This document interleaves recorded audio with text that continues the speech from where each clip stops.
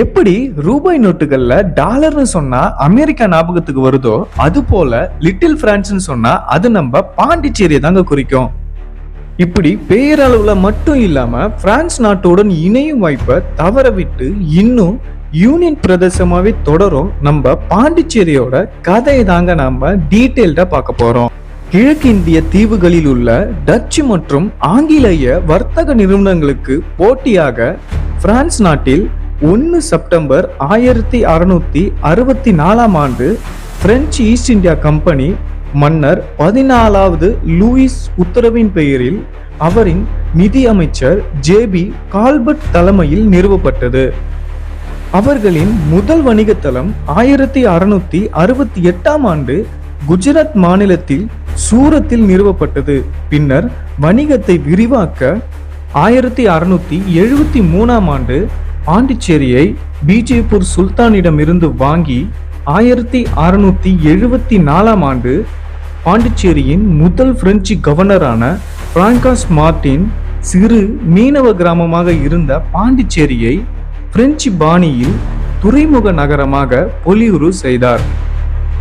மேலும் 1723 ஆண்டு யானம், 1725 மாஹே, 1739 ஆண்டு காரைக்கால் என பிராந்தியங்கள் உருவாக்கப்பட்டு பிரெஞ்சு அரசாங்கத்தின் கீழ் நிர்வகிக்கப்பட்டது.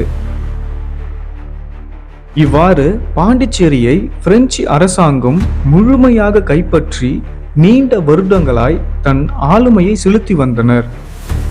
பின்னர் 1947 ஆகஸ்ட் 15 நாள் ஆங்கிலேயரிடம் இருந்து நமது இந்தியா சுதந்திரம் பெற்ற பிறகு 1948 ஆண்டு இந்திய அரசாங்கமும் பிரெஞ்சு அரசாங்கமும் ஒரு ஒப்பந்தம் செய்து கொண்டனர்.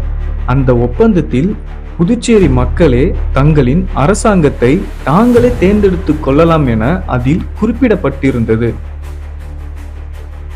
இவ்வாறு 18 அக்டோபர் 1954 ஆண்டு இதற்கான வாக்கெடுப்பு வில்லியனூர் அருகே உள்ள கீழூரில் நடைபெற்றது.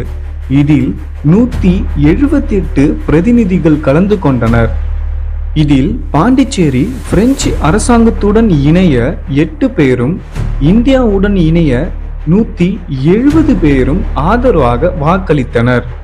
இதைத் தொடர்ந்து 1 நவம்பர் 1954 ஆண்டு பாண்டிச்சேரி பிரெஞ்சு அரசாங்கத்திடம் இருந்து விடுதலை பெற்று இந்தியாவுடன் இணைந்தது. இருப்பினும் பல்வேறு சட்ட நடைமுறைகள் மேற்கொள்ளப்பட்டு 16 ஆகஸ்ட் 1962 ஆண்டு அதிகாரப்பூர்வமாக இந்தியாவுடன் இணைக்கப்பட்டது. மேலும் அரசியல் அங்கீகாரமும் அளிக்கப்பட்டது. இந்த வரலாற்று நிகழ்வுக்கான வாக்கெடுப்பு நடைபெற்ற கீழூரில் 1974 ஆண்டு புதுச்சேரி சுதந்திரத்திற்காக போராட்டத்திற்கு வித்திட்ட தியாகிகளின் நினைவாக நினைவு தூண் மற்றும் நினைவு மண்டபம் கீழூரில் அமைக்கப்பட்டது. இப்படி புதுச்சேரி இந்தியாவுடன் இணைய போராடிய தியாகிகளின் நினைவை போற்றும் வகையில் புதுவை அரசாங்கம் ஒவ்வொரு ஆண்டும் தன் மரியாதையை செலுத்தி வருகிறது. என்னதான் இன்னைக்கு பிரான்ஸ் கூட இணைய ஆசைப்பட்டாலும் அன்னைக்கு இருந்த சூழ்நிலையில இந்தியா கூட இணையத்தான் நாம எல்லாரும் ஆசைப்பட்டிருப்போம். ஒருவேளை நீங்க கீழூர் வாக்கெடுப்புல கலந்து கொண்டிருந்தீங்கன்னா நம்ம பாண்டிச்சேரி யார் கூட இணைய நீங்க ஓட் பண்ணிருப்பீங்கன்னு கமெண்ட் பண்ணுங்க. இந்த வீடியோ உங்களுக்கு பிடிச்சிருந்தா லைக் பண்ணுங்க. இந்த புதுவை வரலாற்று பதிவை மற்றவங்களுக்கு தெரியப்படுத்த ஷேர் பண்ணுங்க. இது போன்ற பாண்டிச்சேரி பத்தின சுவாரஸ்யமான தகவலை தெரிஞ்சுக்க நம்ம சேனலை சப்ஸ்கிரைப் பண்ணிடுங்க. அன்பால் ஒன்றிணைவோம். நான் உங்கள் புதுவை சதீஷ்.